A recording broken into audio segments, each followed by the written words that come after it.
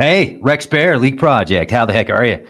So beautiful out here today in Southern Colorado. I hope you're doing fantastic. And we have a lot of stories. I've got like 57 articles that I've tagged today with some very important information that you might or might not have heard about. We've got the latest images from several observatories and independent astronomers looking at 3i Atlas, as well as breaking news of mystery drones from around the world, tensions, Russia, Ukraine, Japan, Taiwan, China, Venezuela. The list goes on. So much to share with you. So thank you very much for being here with me. I hope you're doing fantastic. And let's just jump right in. So the first image that I pulled up today from 3i Atlas, is from the Hubble telescope. Hubble has re-observed 3i Atlas, as you can see right here, and it's pretty good.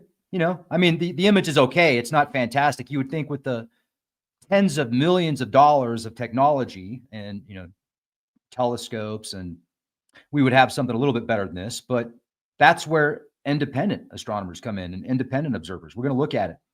We've got some very bizarre action with 3i Atlas also. So this is from JUICE. This is the JUICE navigation camera showing 3i Atlas. You can see the coma right here, what they refer to as tells and anti-tells. This is another image right here that I think is fantastic. This is at all-day astronomy. It's got two tells, and the nucleus is very visible. So check this out. You see the tells and then the what would be referred to as the anti-tell.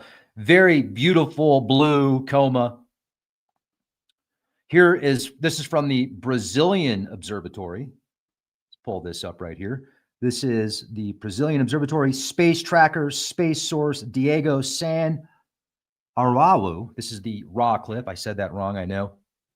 It's amazing how people continue to debate over whether this is artificial or just an incredibly bizarre metallic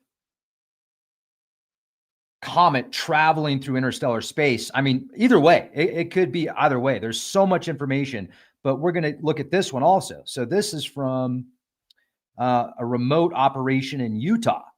This was taken on the 1st of December, and you can see also that it appears to have like a tell and an anti-tell, just very different. Now, it's an interstellar comet. It's from interstellar space, so we don't really have a lot to compare it to, but it's fascinating. It's absolutely fascinating, and I'm going to get into this more in a moment.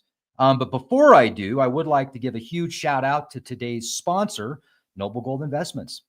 I don't know if you've been keeping track of gold and silver and precious metals, but they are doing phenomenal right now.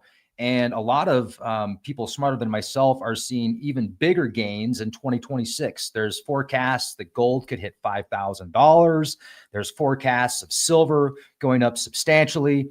So you may want to look into gold and silver. And if you do decide to look into gold and silver, check out Noble Gold Investments. Their number is 877-646-5347. If you let them know Rex from Leak Project sent you and you convert your 401 or your IRA into precious metals, they will gift you, just to get started, 10 ounces of solid silver. You'll get 10 of these coins. That's not very, let me see if I can, there we go. That's real shit. It's real shiny. This is 1 ounce. This is a Season's Greetings solid silver coin. You'll get 10 of these when you convert. If you qualify, just find out how. 877-646-5347. Okay, so noblegoldinvestments.com. Thank you for listening to my shameless plugs. All right, now let's get into this. So I'm really impressed with these new images that, just regular telescopes can pick up of 3i Atlas. We've looked at the Hubble, we've looked at the JUICE imaging here. So let's go back to this and take a look at it. This is from JUICE. And then this one's from Hubble. And then we've got the independent astronomers, which I think are doing a much better job picking up these incredible images of 3i Atlas. But that's not the only news, folks. We have a lot of news to look at here. But anyway, when we look at these images, this is what the current information is. Hubble has confirmed new photometric inconsistencies. The object is showing asymmetric brightness and irregular rotation. The coma structure appears to be layered or structured, not diffused. And the ESA, the European Space Agency, has noted non-standard morphology. This reinforces speculation that 3I Atlas is not a standard comet. When we go to the image from all-day astronomy, let's go to this one right here. So yeah, this image processed from long exposure stack. You've got two tails oriented in conflicting directions, which would be the tail and the anti-tail. The nucleus appears crisp, bright, and structurally defined. It is not behaving like a porous, icy body, more like a solid reflector. And this reignites debates over engineered versus natural interstellar objects. Then we look at the Brazilian image here. High zoom observatory shows expanding reflective coma. The jet streams appear symmetrical and patterned, which is pretty cool. Dust cloud radiates from central point instead of random dispersion, and unusual uniformity suggests possible magnetic or electrostatic processes. The observers call this the most unusual interstellar profile to date. When we go to this article right here, new NASA ESA images show 3I Atlas getting active ahead of its close encounter with Earth. The outgassing is increasing earlier than models predicted, and the heating is not sufficient to explain its activity. This suggests volatile pockets or unknown mechanisms. Some people consider the possibility this could be an actual spacecraft. Agencies are tracking potential trajectory deviations. We have increased brightness and mass shedding that's being reported, and unprecedented pre-encounter behavior for an interstellar body. It's the ESA right here. Let's go back to the ESA, the JUICE information. Now, the JUICE spacecraft, the ESA is confirming JUICE used NavCam to view 3I Atlas. The NavCam only used for objects requiring high positional accuracy, and this signals the object is important for trajectory modeling. The footage shows comet-like glow, but with geometric halo patterns. Halo. And the ESA is preparing more public releases. Let's see if we can get any more information on this.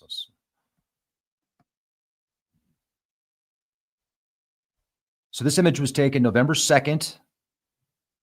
They're still waiting for more information, and we're still waiting for the information from the Mars orbiter. Yeah, like, don't get your hopes up, right? I mean, geez. The image from Utah, let's go to this real quick, from Dr. Sebastian Waltmer. Make sure to check out his X page. The anti-tail is sharply defined. This indicates that dust is aligned against solar radiation. That's interesting. This requires dense, heavier particles or non-standard forces. Non-standard forces. The object is brightening faster than predicted. Voltmer describes it as highly unusual, and the anti-tail is identical behavior with Oumuamua Oumuamua's anomalies. Oumuamua. Remember that? The interstellar object that was first discovered in 2017, that artist rendition showed it looked like a flying space turd. They didn't really give us any good imaging of it, which they should have. But why didn't they? Why didn't they? I mean, and why haven't we seen the best images yet of 3I Atlas? What's going on? What don't they want us to see? Your guess is as good as mine. I don't know, but it's very bizarre in my opinion. So that's what we have so far with the latest of 3I Atlas. Now, we've got a lot more news than just 3I Atlas, though. A lot more news. So check this out. You know, the mystery drones. And recently, I shared with you an article where there was a military base that was in Denmark, I think, the Voltmer Air Force Base, or the Voltmer military base. I think I'm saying that wrong. They spotted a plethora of these mystery drones. So they started shooting at these drones, live ammunition, and they missed. The drones disappeared. They got away again. Well, now it seems to be a regular occurrence because just recently, France opened fire on drones over a nuclear submarine base. The incident occurred at the Le Langue, home of France's nuclear ballistic submarines. The military confirmed drones were unidentifiable and persistent. And anti-aircraft teams used live rounds, which is extremely rare. This is the second case that we've heard of, second or third, where they actually admitted shooting at these mystery drones, but they missed. Well, that's not going to give the public a lot of confidence about the military not even being able to shoot these drones down. These things show up at will. They disappear when they want to. They get the information that they need, and poof, they're gone. So what's up with that? Where are these things from? I mean, I've heard everything from Russia to China to defense contractors making these things up, but do we really know? I mean, we don't publicly. There might be some top secret files that we don't know about, but we do not have definitive answers about these drones. And it's so interesting when we look at the timing. We go back to Oumuamua, 2017, and at that time, we observed this interstellar comet, and Professor Loeb says he thinks it's potentially an extraterrestrial spacecraft. Even the name Oumuamua means scout. So that hits the news. It makes mainstream for a while, and then later the news comes out and says, "Oh, Professor Loeb went out and searched for proof of it being a spacecraft, and they pulled these samples up from the ocean. And at first they thought it might mean it's some type of extraterrestrial craft, but then later they found out that it was just natural." I mean, I'm not convinced with any of this stuff. It seems like there's never a straight answer, not just with NASA, but with the news in general. Like, we want the truth. Tell us what's going on. That's why you want to watch Leak Project, because even if I get it wrong, I'm at least looking for the truth, and I'm willing to keep open all options that the data suggests. I'm not going to shut down something just because it doesn't sound right. We're going to follow the data. If we get it right, awesome. If we get it wrong, we'll admit it. I look back at my 2024 predictions, and about half of them came to fruition. Very detailed forecasts and predictions for 2025 and 2026. You can go back and see those on our Patreon page. We made 30 predictions. Actually, we made 33, but the first page was 30 predictions. You can look at the timestamp. Very detailed. We got about half of them right. Somebody left a comment the other day. They said, "Rex, that's still an F." Well, I mean, thanks, buddy. You're right. That would still be an F if it was a test, but it was predictions and forecasts. And I think with as precise as those predictions were, with at least half of those hitting, that's pretty good percentage-wise. But we have these drones and these mystery drones that have been showing up substantially for the past few years. And the timing of 3I Atlas and Oumuamua and the war with Ukraine and Russia and President Trump, the incoming administration back, several years ago, and then 4 years off with the Biden administration. Then now he's back on. It just seems like somehow this could all be potentially connected. Whether or not this 3I Atlas is natural or artificial or some type of consciousness, it's really remarkable, especially when we look at the 16 hours and 16 minutes of its rotation, 1616. I'm going to do some more research into that. The timing and its flybys and its trajectories and the way it goes past the sun. As it goes past the sun, it changes just enough to where when it passes Jupiter, it's in the hill zone, which is the ideal location if it is a spacecraft to release probes that would not be stuck to the sun's gravitation. It would be linked to Jupiter's gravitational forces, which makes it much more interesting. But now we've got major drones, drone warfare, hybrid attacks, and France just launched an attack on these drones, and they missed. They didn't get a thing. They used anti-aircraft teams and live rounds and got nothing. Obviously, this is suggesting probing of nuclear deterrence and infrastructure. The French military is now on elevated alert. Just a few days ago, Zelensky, he flew to Dublin, and his plane was being tracked by what is referred to as military drones, but they don't say exactly what they look like or how they acted, except for they were like military drones. Listen to this. Military-grade drones tracked the escort aircraft. This is classified as a hybrid intimidation tactic. And the potential goal is psychological pressure or IRS mapping. Ireland has increased airport and VIP security protocols. We're talking Ireland now, folks. I mean, Ireland is far removed from the military industrial complex with Russia and China and the US. Well, now it sounds like they could be getting dragged into it. Now, here's what's interesting, though. Here's why I do not think that these drones were Russian drones. Because if you had 4 drones, military-style drones, tracking Zelensky in an airplane, why did they let it land? You think they just wanted to scare him? That doesn't make sense to me. Zelensky would be a high target for the Russian military. I mean, could you imagine if Russia was able to confirm that they took down Zelensky in the plane? Like, how would that be for the, how would that be? What would that do to people reading that article? Like, how would they respond to that? Oh, wow. Yeah, Russia just shot down a jet that had Zelensky in it with these drones. I mean, that would definitely give the edge to Russia, in my opinion, unless they just wanted to create some type of psychological program and they didn't want to take Zelensky out because they wanted to continue this war potentially. I don't know. Something's really fishy. Now, I'm just speculating here. I'm just throwing out ideas. But if those were Russian military drones tracking Zelensky in the air, why didn't they shoot it down? Why didn't they take it down? Why did they just observe it? Something's off there. So, and then we've got we've got 2 military bases in 2 different nations that have openly admitted the past several weeks trying to shoot down these drones, but these drones got away. Then they tracked Zelensky on his way to Ireland. Military grade drones in the news article, at least that's how they're explaining it. We've got also more unexplained drone sightings off 2 European Union coasts. Multiple swarms have been detected near offshore energy platforms. Countries are not named, but believed to include Norway and the United Kingdom, where this happened. And the flight patterns are consistent with reconnaissance. NATO maritime patrols increased immediately, and similar behavior was observed before the Nord Stream sabotage.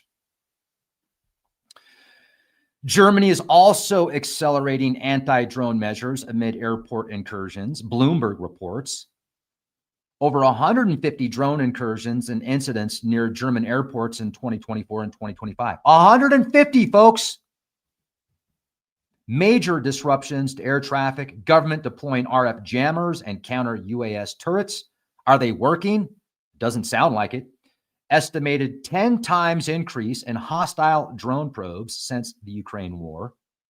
Airports are considered soft targets for hybrid operations. Well, did you know that in September 11th, 2024, there were mystery drones spotted over an airport in China? That didn't make mainstream news for very long, for a very short amount of time. September 11th was the date that these drones were observed over an airport in China, so they had to shut down airspace.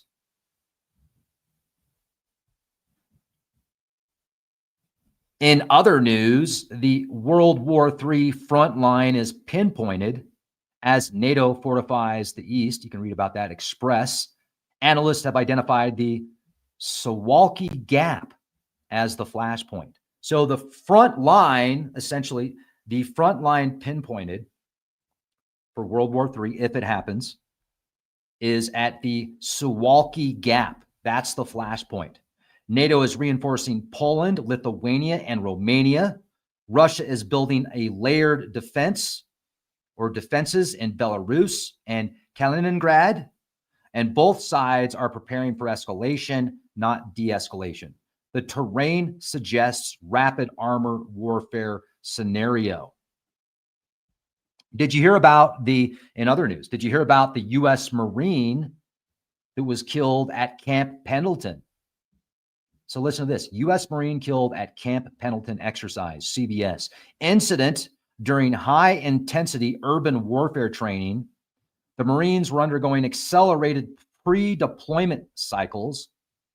This signifies rising operational tempo across U.S. forces, and the military calls the death training-related mishap. But was it? I don't know, because I saw a reward on Facebook for any information on the death of this U.S. Marine. Rest in peace.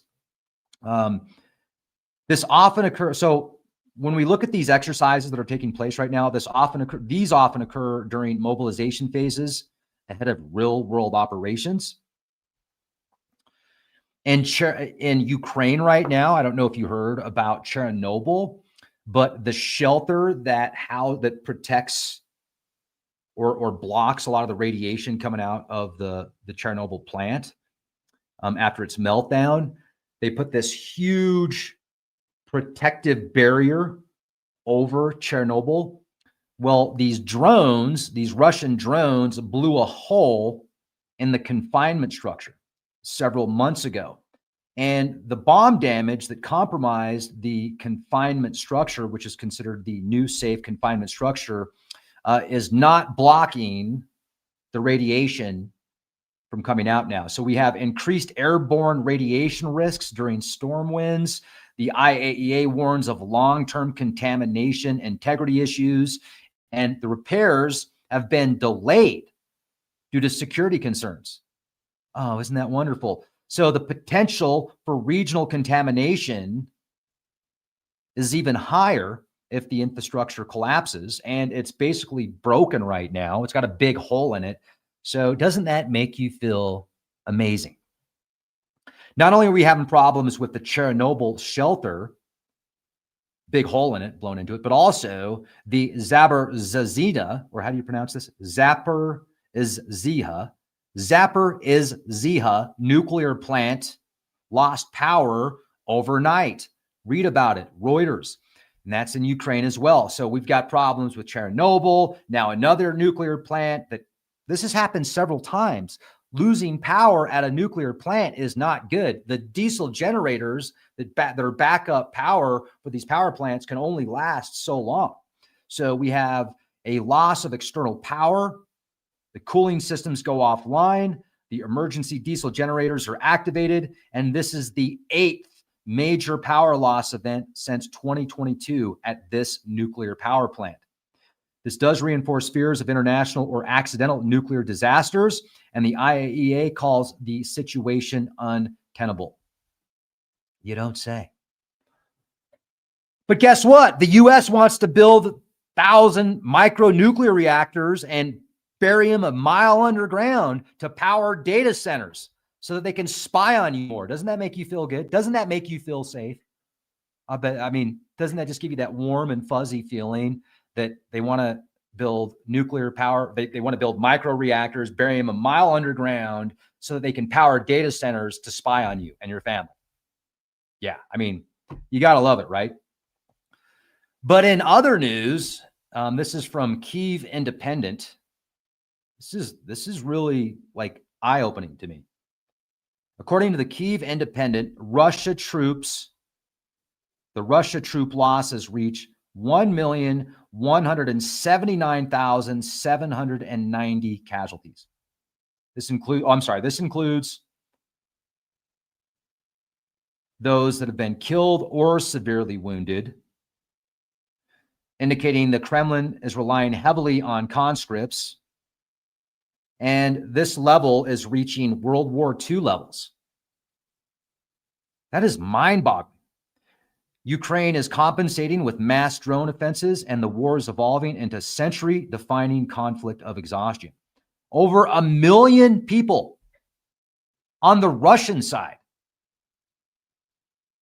Now, whether or not this is accurate, I can't confirm that. This is just according to the Kyiv Independent. But that really puts things into perspective. 1 million people. And then imagine all the families that have been affected as well on both sides.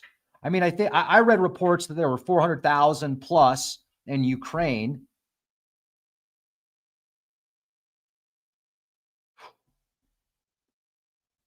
In other news, U.S. security strategy aligns with Russia's vision, according to BBC.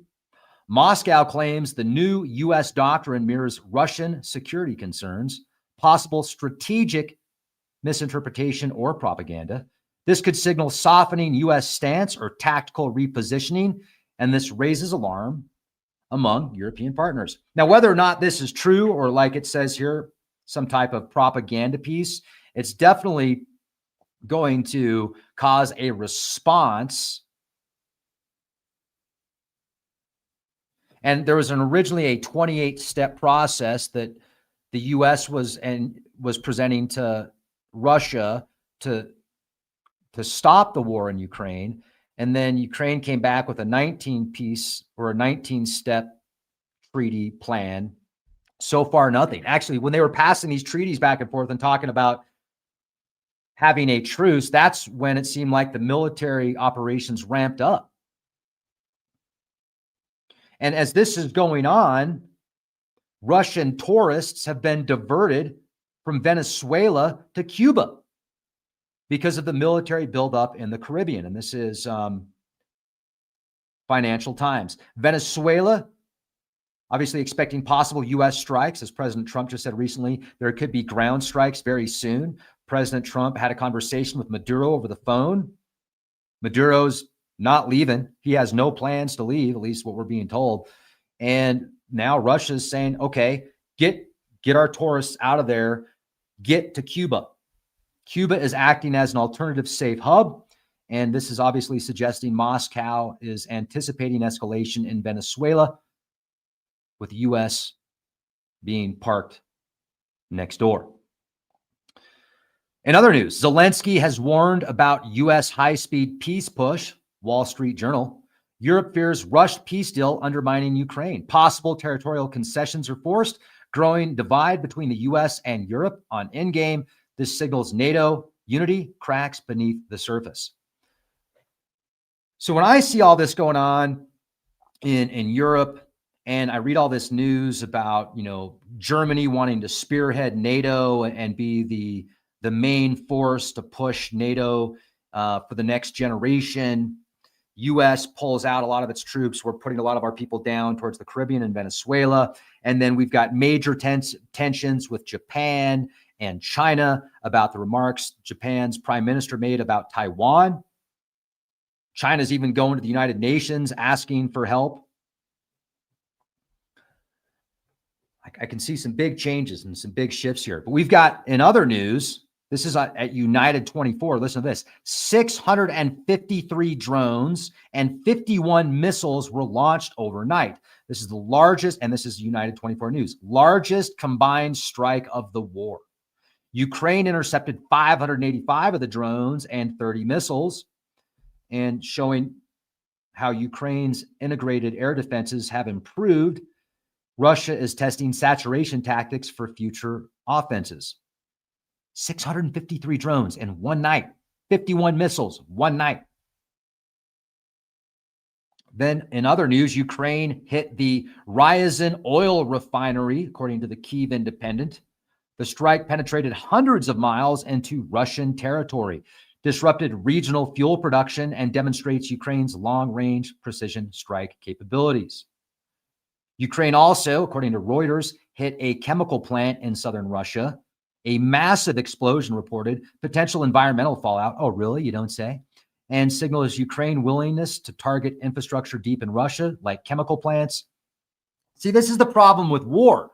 Like when you get into nuclear and chemical weapons,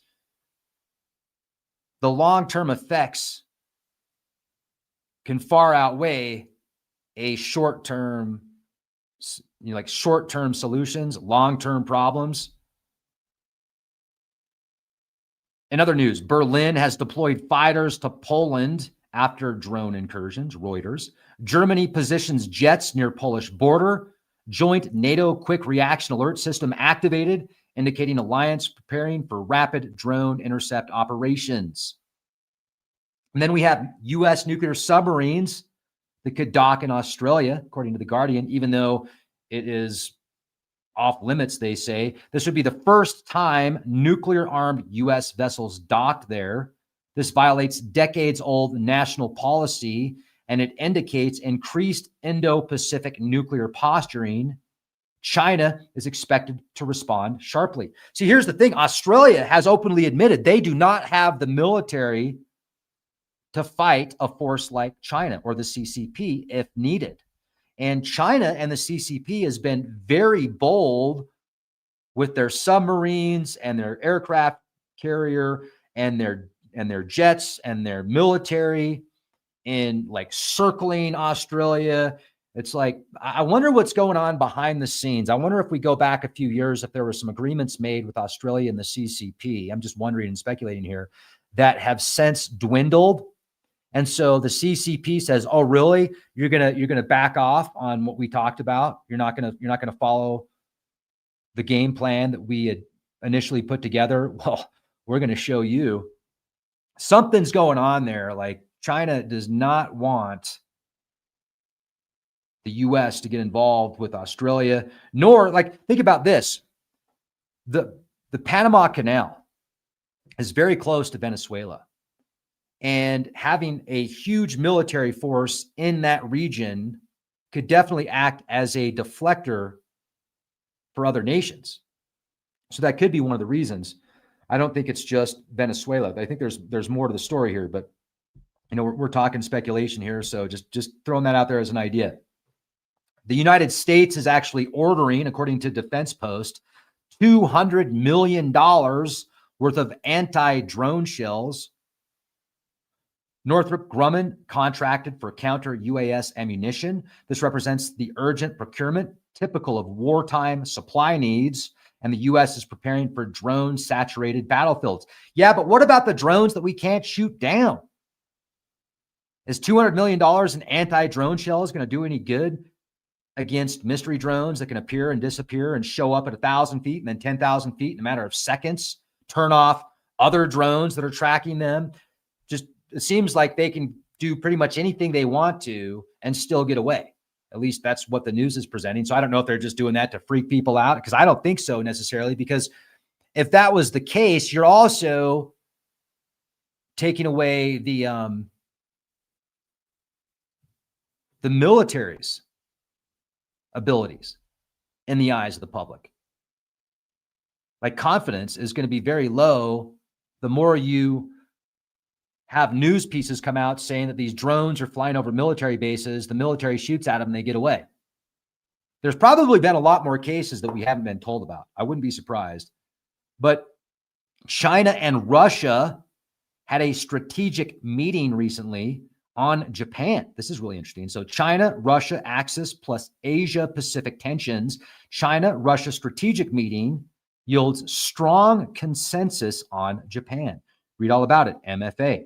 The joint statement explicitly named Japan, discussing security, military alignment, and U.S. posture, hard evidence of deeper Sino-Russian military integration. So it sounds like Russia is joining forces in a sense, or maybe not joining forces, but aligning with China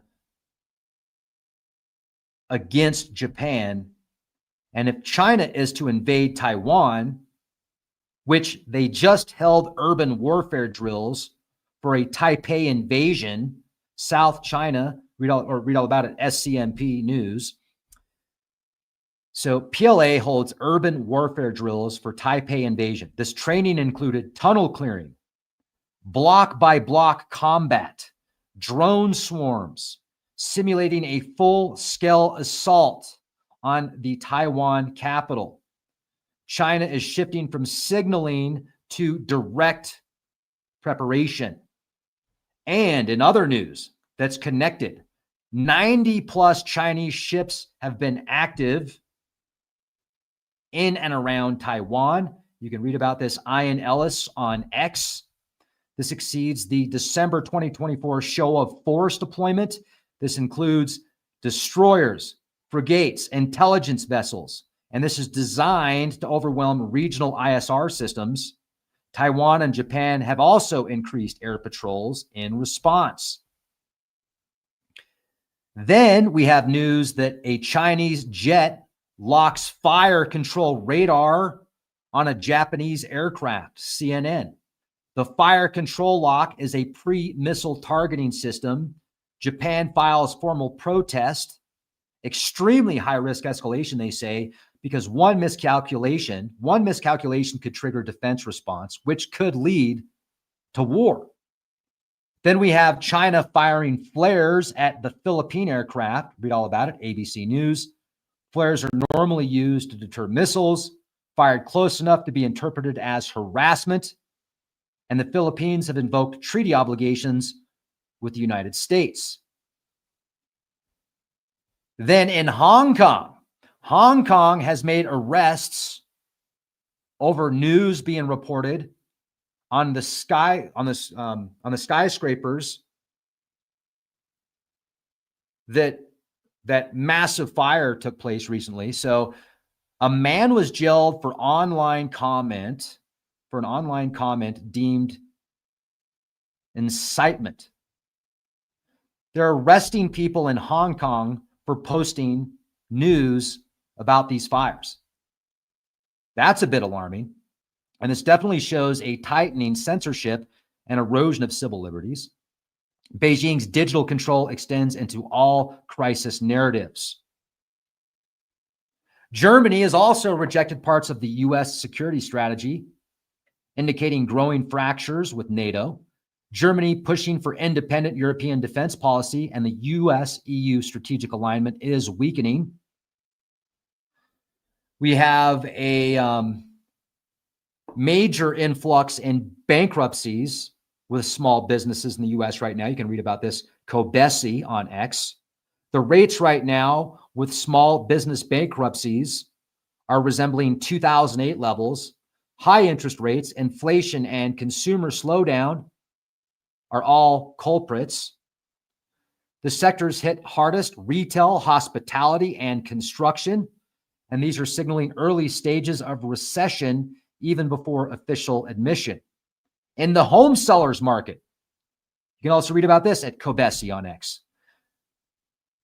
More listings have been pulled nationwide, like people that are selling their houses, they're taking the listings down. First of all, because the market sucks right now. The real estate markets suck right now in most places.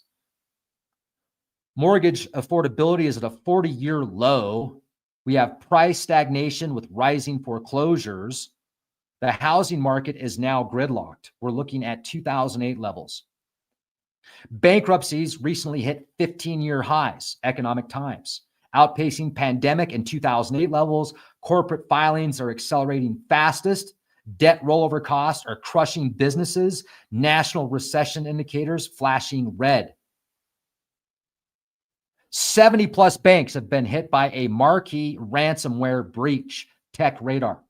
This is affecting credit unions, regional banks. Personal data, social security numbers, financial records have been exposed. System-wide cybersecurity weakness has been revealed. Regulatory investigation is underway. In Colorado's largest home manufacturing plant shut down, Denver Post. This is a critical blow to affordable housing supplies. The layoffs ripple across construction and transport, indicator of a deeper stress in the housing sector. Then in other news, an ex-DEA agent was charged in cartel laundering. New York Times accepted cash to disguise drug proceeds, shows severe internal corruption, and the Department of Justice is increasing audits of federal law enforcement. Then in other news, Mexico freezes Miss Universe co-owner accounts, ABC, linked to organized crime investigations, highlighting the cartel infiltration into legitimate global businesses. Then when we get to the environment, check this out.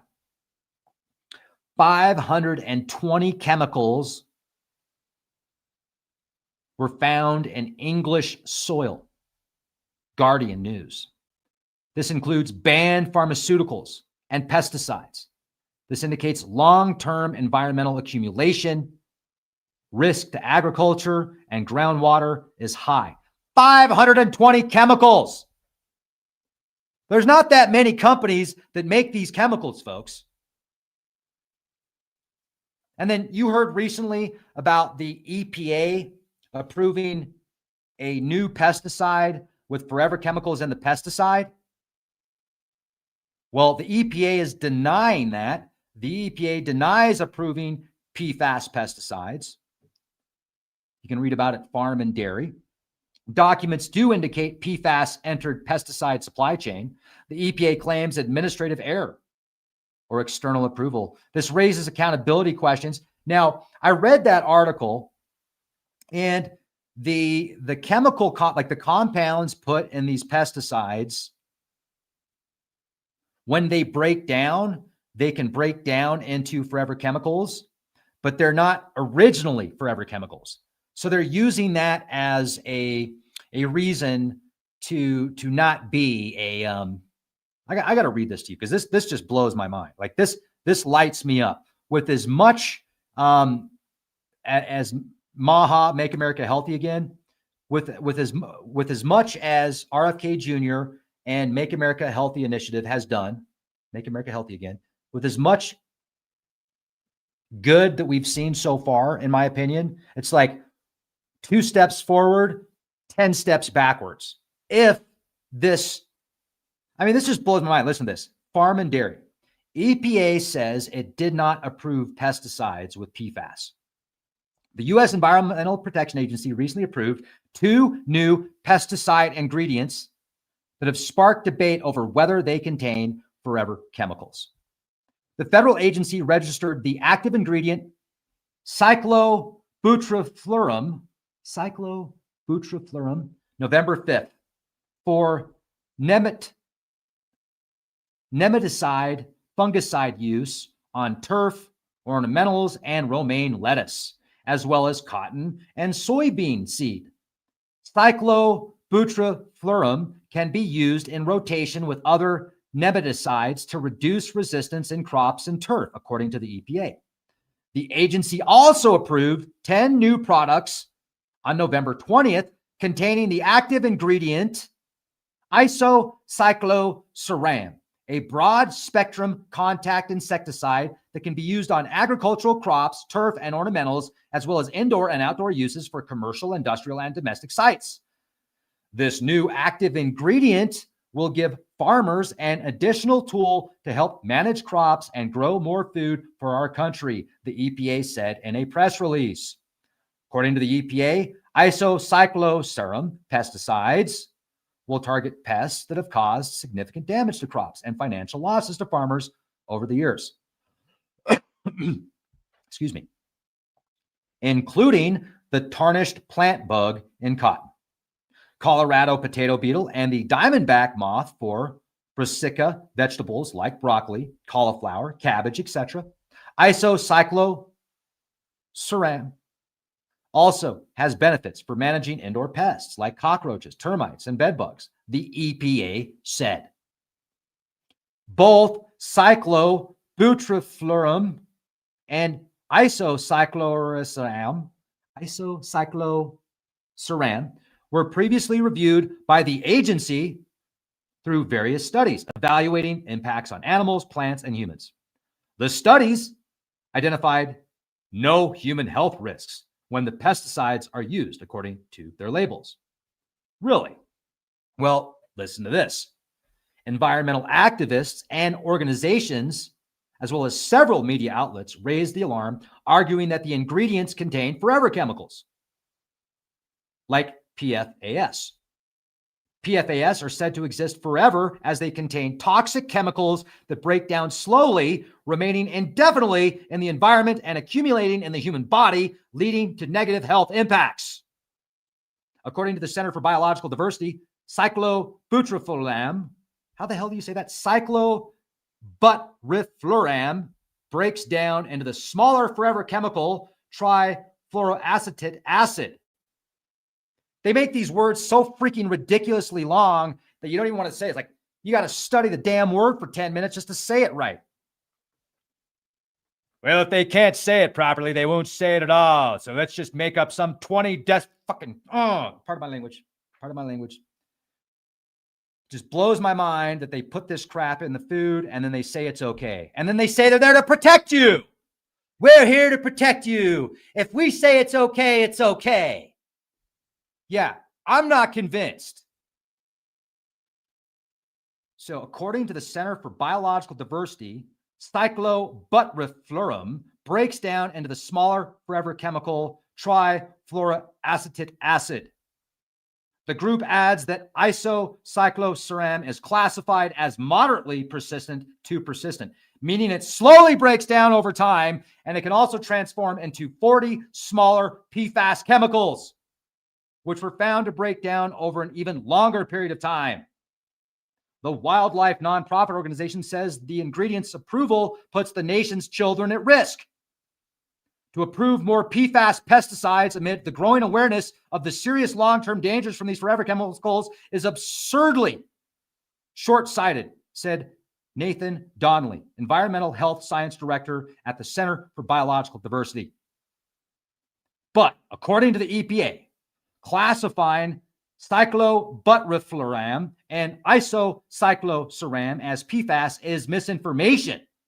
The recent false claims that EPA approved a forever chemical represents a fundamental misunderstanding of chemistry and toxicology. Okay, well, why don't you spray that stuff all over the vegetables and fruits that you eat and all the fruits and vegetables that you want to give your family, okay? Why don't you go ahead and do that? Because it's so safe in your eyes. Yeah, I don't think so. And actually, I don't even think you should, as much as I disagree with this, to say that you should feed that to your friends and family is completely wrong as well. No matter how much I don't like you, I do not want you to put poisonous stuff on the food and then feed it to yourself or your family. Why are they doing this? For money? I mean, how much money is your health worth? You don't think you have friends and family that are going to eat this stuff? Is it worth it to you?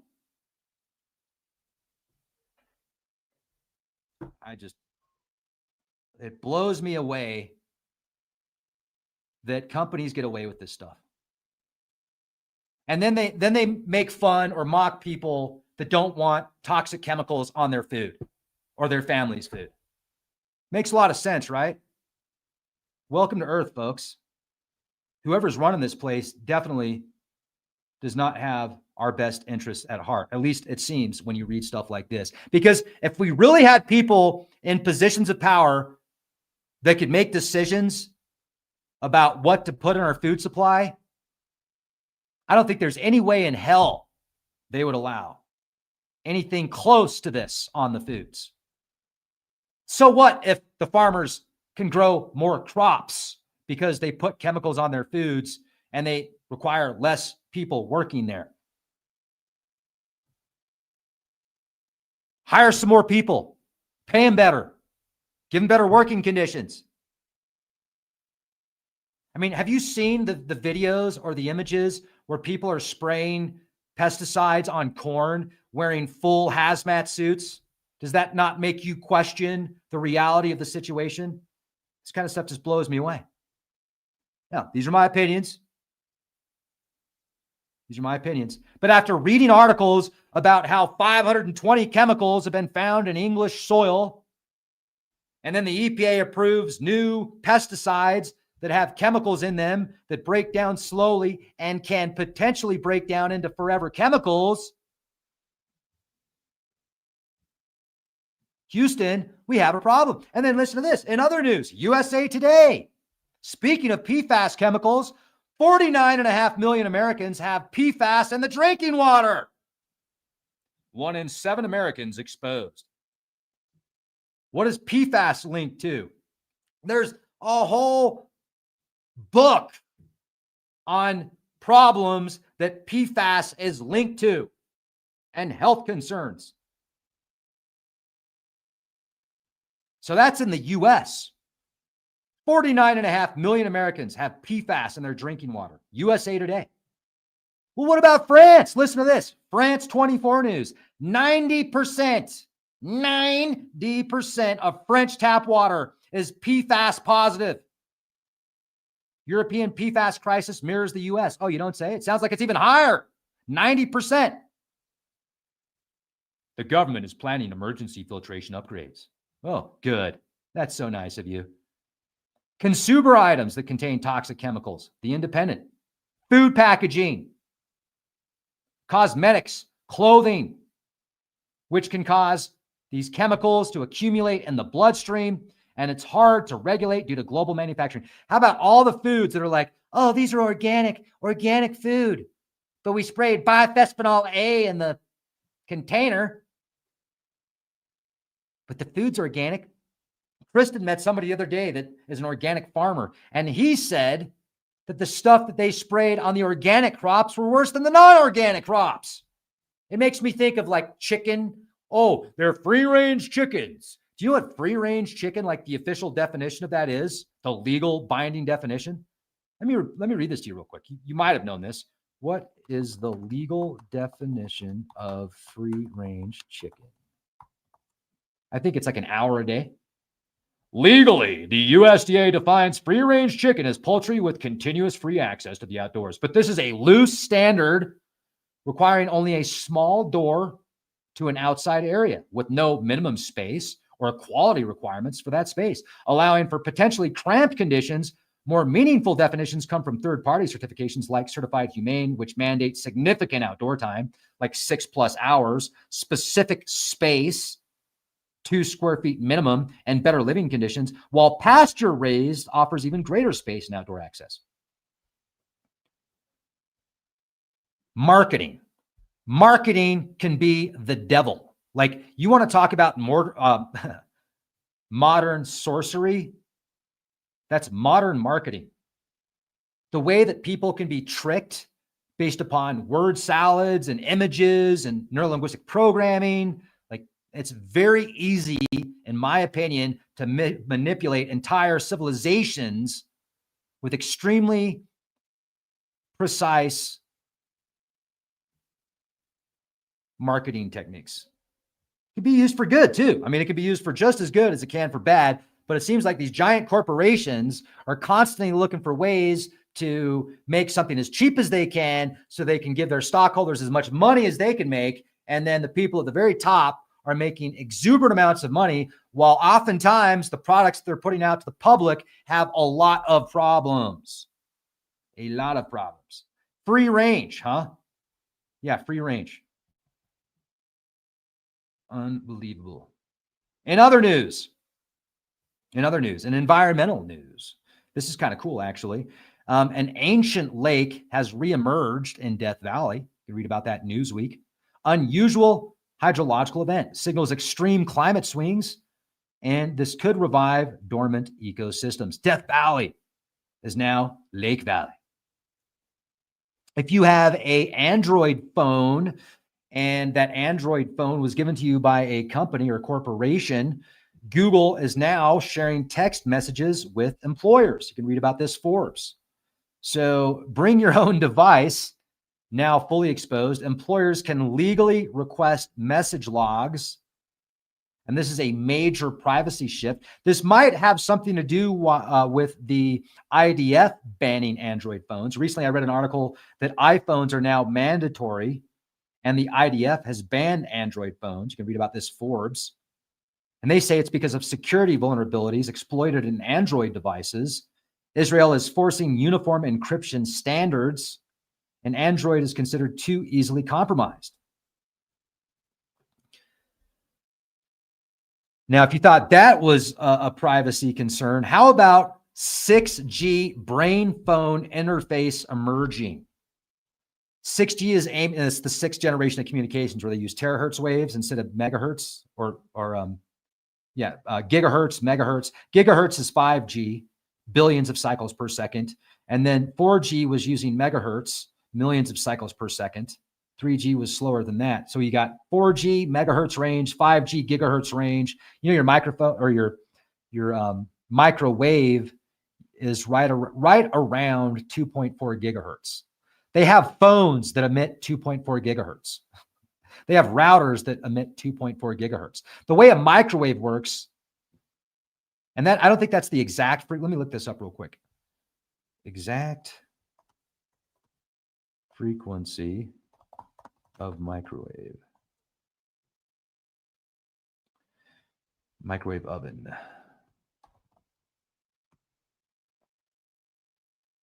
Most home microwaves operate at a frequency of 2.45 gigahertz, a frequency chosen because it efficiently heats water and falls within the unlicensed industrial, scientific, and medical band, allowing for widespread use.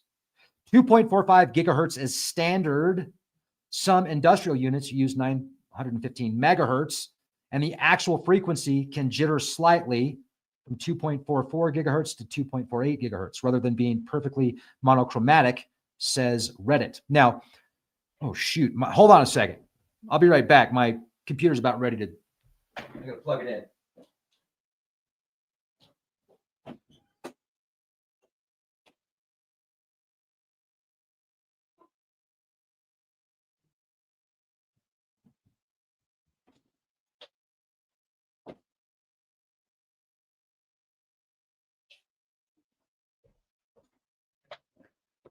Bueller, must plug in computer. All right. Plug it in. Plug it in. Here we go. So anyway, microwaves are using around 2.45 gigahertz. The way a microwave works is it heats up the water molecules, and that's what heats up the food. And then you find out that phones and routers are using 2.4 gigahertz. Well, you know your body's mainly made up of water, right? I'm just saying. So anyway, 6G, sixth generation, is using terahertz instead of gigahertz. And 6G is aiming for neural input integration. This could allow thought-to-device communications. That means you think it, your phone picks it up, and then it does what you tell it to do in your mind, basically. Well, what happens when they have cloud servers that store everything you've ever thought? That sounds interesting. And this certainly raises massive privacy concerns. Be careful what you think. They can read your mind. That's a song by, that's a line in a song by Trent Reznor, 9 Inch Nails, that came out like around 2008, 2009. Their album G, capital G. Remember that song? I pushed the button and elected him to office. I pushed the button and they dropped the bomb. Those are lines in the song by Trent Reznor. Capital G. I traded in my God for this one. He signs his name, capital G. That's some more lines in the song. What is the name of that song? Trent Reznor, capital G. Lyrics. 9 Inch Nails, capital G. Yeah. Here, the very first verse. I pushed a button and elected him to office, and he pushed a button and it dropped a bomb. You pushed a button and could watch it on the television. Those MFers didn't last too long. Ha ha. I'm sick of hearing about haves and have-nots. Have some personal accountability. Anyway, that's just the first few lines of the song. Trent Reznor is definitely, I mean, man, he is a hell of a musician. He's a trip. He's definitely a trip. But anyway, so 6G brain phone interface. Read all about it. Medium. There's a good article on Medium about it. Did you hear about this one? This is an interesting article. Google AI deletes user hard drives. Futurism. So this guy's using this AI program, and then the AI program literally deletes his hard drive. And then it's like, oh, I'm sorry. I didn't mean to do that. I'm so sorry that I just deleted your hard drive on your computer. Yeah. And that's futurism. You can read about it, futurism. And then another article that came out on futurism, researchers invent dangerous AI incantations. Magical sounding prompts force models into dangerous states. And this was not released due to misuse risk. Also showing fragility of LLM safety barriers. Then at Gadgets Now, another news source. And Anthropic scientist warns of 2030 deadline, saying that super intelligent AI will require global governance, and suggesting the world must decide AI limits within 5 years. This is a stark warning from the top researcher. Yeah, read all about it. So let's talk about some good news, though. Let's talk about some good news for a minute. So, and remember, this is all live action role play for entertainment purposes only. Science breakthroughs. This is fascinating. This is from SciTech Daily. Metal nanodots obliterate cancer cells. Targeted treatment. Minimal damage to healthy tissue. Potential revolution in oncology. Then, here's some more good news. Task and purpose. Medal of Honor stipend increased to $67,500 annually. This is a significant upgrade to veteran support. And thank you to all of you veterans out there that have served in the military. I have a lot of friends and family that have served in the military. Amazing people. Most of them would give you the shoes off their feet if you needed them. And it's interesting to talk to people that have fought in previous wars about like where their mind is now. I can get into that in a whole other podcast. It's very personal for a lot of people, but it affects everybody. It affects everybody, and it's very hard on a lot of people. When they get back, they're like, wow, what was I doing over there?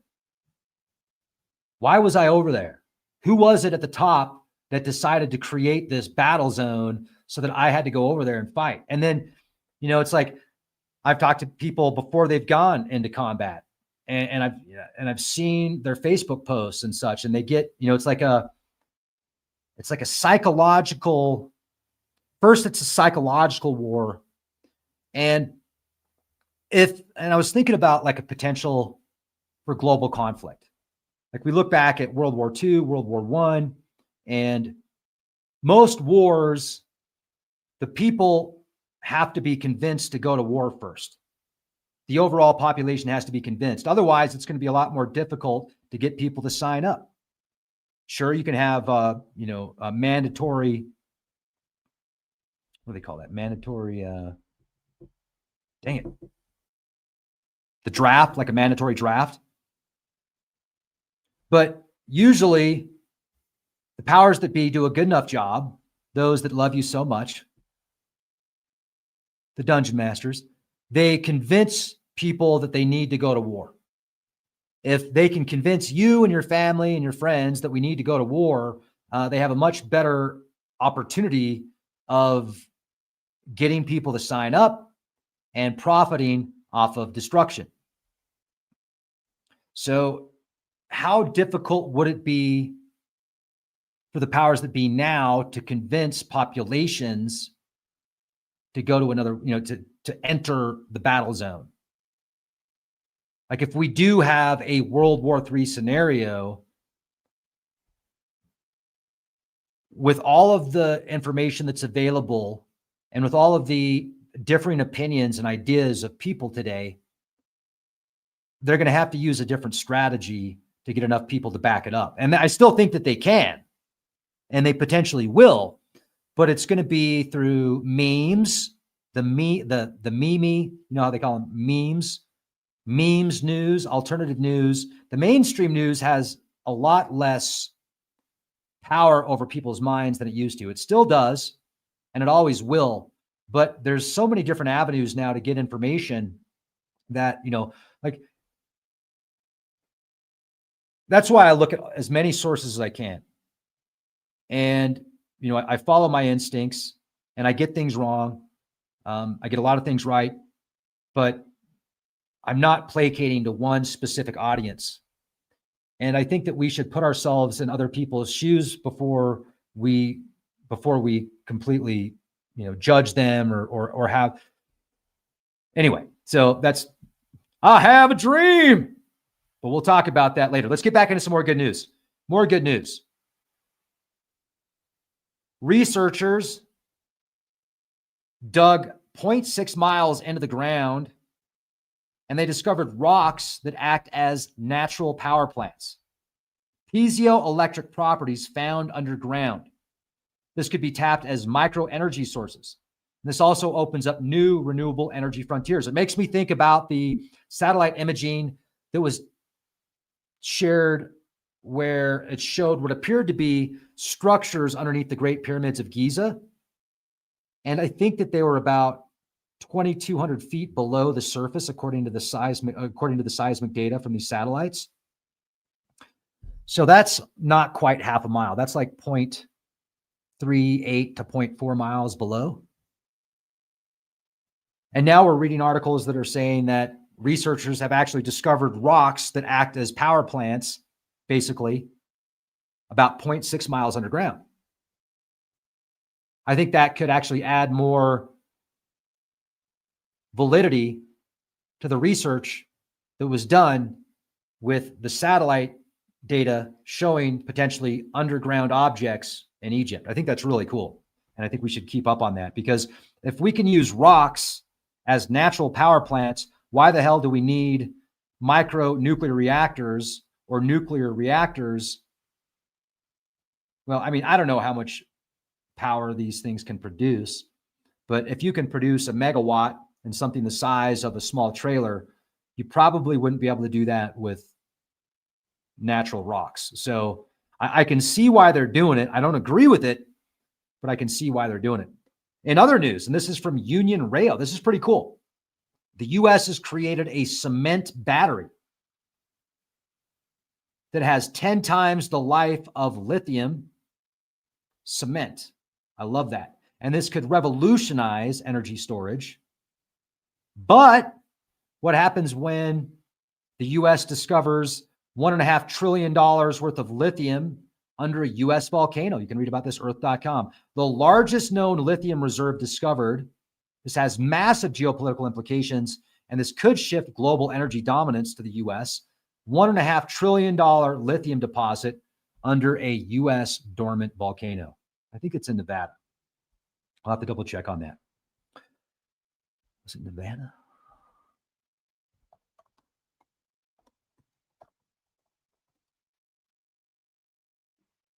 Yeah. It's an ancient volcanic crater on the Nevada-Oregon border, an enormous deposit of lithium-rich clay. About a $1.5 trillion worth, they say. In other good news, a dog, which was missing for 5 years, was recently found 2,289 miles away. You can read about it, People magazine. The unfortunate thing is it was found tied to a fence. There's no explanation for its cross-country movement and viral human interest mystery. Yeah, I mean, but thank goodness that that dog is now back with its owner or back with its human friends, and they're able to unite. I think that's good news. 5 years, 2,200 miles away. Wow. And have you ever, look, truck drivers, you got a hard job. Major respect for you. I have major respect for truck drivers, and it's a lot of work, and being on the road around a bunch of crazy drivers, it's tough. I get it. But sometimes you got those truckers out there that could care less about anybody else. So I thought this article was kind of funny. And this is from CDL Life. A tanker driver was arrested for not using turnouts. Was he arrested, or was he just given a ticket? But anyway, this tanker's driving at like 20 miles an hour. He's 20 miles an hour, doesn't care. He probably knew that there were 15 cars behind him, and he was like, I'm just going to drive extra slow because of all you guys behind me, because I've had a bad day. Well, anyway, this guy passed 2 different turnarounds without pulling over to let people drive him. And a cop saw him, and he's like, wait a second, you're getting a ticket. It says here he was arrested, but I'm not. Was he arrested? Let me double check on this. CDL Life. Driver ticketed.